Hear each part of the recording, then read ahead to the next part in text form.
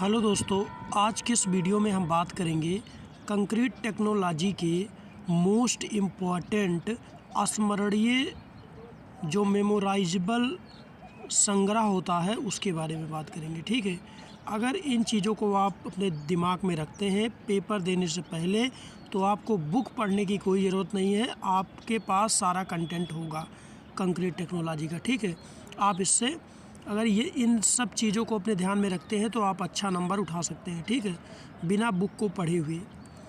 तो सबसे पहला चैप्टर है कंक्रीट तथा कंक्रीट के संघटक। दो चैप्टर को हमने मिक्स करके इस लेक्चर में डिस्कस करूँगा, जिसमें है कंक्रीट के बारे में। ठीक है, तो सबसे पहले लगभग 65% चूनामय तथा 35% मृतिकामय पदार्थों को मिलाकर और 1450 डिग्री टेम्परेचर पर घुरड़ी भट्टी में पका करके क्लिंकरों को पीसकर सीमेंट बनाया जाता है। इसे पोर्टलैंड सीमेंट इसलिए कहा जाता है क्योंकि इसका रंग पोर्टलैंड से प्राप्त चूना से मिलता जुलता है। ठीक, उसके बाद दूसरा पॉइंट है सीमेंट क्लिंकर की पिसाई के दौरान इसका जमाव काल बढ़ाने के लिए इसमें 2.5 से 3.5% जिप्सम मिलाया जाता है।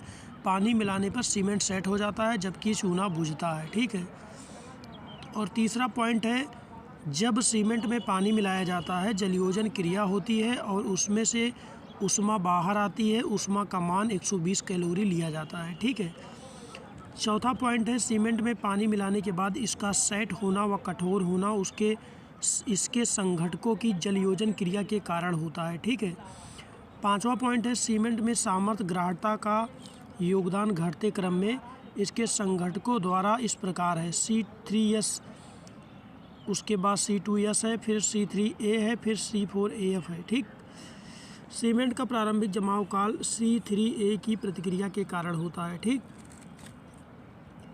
साधारण पोर्टलैंड सीमेंट का प्रारंभिक जमाव काल 30 मिनट और अंतिम जमाव काल 10 घंटे लिया जाता है। आठवां पॉइंट है अल्प ऊष्मा पोर्टलैंड सीमेंट का प्रारंभिक जमाव काल अधिकतम होता है। यह मोटी संरचनाओं के लिए उपयुक्त रहता है। नौवां पॉइंट है पोर्टलैंड सीमेंट में अत्यंत अत्यमुक्त चूना उत्पाद को दोषी बनाता है। 10वां पॉइंट है सीमेंट जितना महीन पीसा होगा जलयोजन की दर उतनी ही तेज होगी। ठीक है, ये आपके SSC JEE में क्वेश्चन एक बार आ चुका है कि जितना महीन सीमेंट होगा उतनी ज़्यादा जलयोजन क्रिया तेज होगी या नहीं। 11वां पॉइंट है OPC का रंग भूरा जबकि PPC का रंग हल्का भूरा होता है। ठीक है, क्यों? उसके बाद 12वां है 2 वर्ष पुराने सीमेंट की सामर्थ्य कुल 50% ही रह जाती है। सनोसम एक रंगीन सीमेंट है और ट्रेड नाम है। पोर्टलैंड सीमेंट पानी से लगभग 1.5 गुना भारी होता है। इस प्रकार से आपके 18 पॉइंट्स हैं, आप इनको देख लीजिए। ठीक है, एक 4 गुणे 3 गुणे 0.9 मीटर ऊंचाई आयतन में 200 बोरी सीमेंट आ सकती है। उसके बाद आपका ये 19वां पॉइंट है एक बोरी सीमेंट में 0.054 क्यूबिक स्थान घेरता है। 1000 बोरी सीमेंट भंडारण के लिए 3.5 मीटर गुणे 6 मीटर फर्श क्षेत्रफल पर्याप्त रहता है।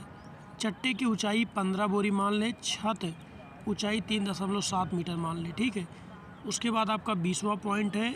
उसके बाद एक एक करके आप इसको अच्छे से रीड कीजिए। ठीक है, आप वीडियो भी रोक सकते हैं इसको रीड करने के लिए। ये पहला चैप्टर है, ये मोस्ट इम्पॉर्टेंट जो चीज़ें हैं उसको मैं आपके साथ शेयर कर रहा हूँ। ठीक है, 40 पॉइंट आपके हो गए। ठीक है, इसी 40 पॉइंट में मैंने 2 चैप्टर कवर कर दिया है। ठीक है, पहला इंट्रोडक्शन, दूसरा जो कंक्रीट के संघटक होते हैं उन दोनों को इसमें हमने वर्णन कर लिया है। ठीक है, उसके बाद हम बात करेंगे नेक्स्ट लेक्चर में अपने दूसरे चैप्टर के बारे में, जो है जल सीमेंट अनुपात। ये जल सीमेंट अनुपात है, ये हमारा दूसरा चैप्टर है। ठीक है, अगर यही चीज़ जो मैं आपको बता रहा हूँ यही चीज़ आप एग्ज़ाम से पहले पढ़ के जाएंगे तो आपके बहुत अच्छे नंबर आएंगे, ये मैं गारंटी दे सकता हूँ। ठीक है, आपको बुक पढ़ने की ज़रूरत नहीं है, चैप्टर वाइज मैं जो मोस्ट इम्पॉर्टेंट टॉपिक पढ़ा रहा हूँ यही आप पढ़ लीजिए, आपके बहुत अच्छे नंबर आएंगे। ठीक है, मिलेंगे नेक्स्ट लेक्चर में, तब तक हमारे चैनल को सब्सक्राइब कीजिए, इस वीडियो को लाइक कीजिए। जय हिंद, जय भारत।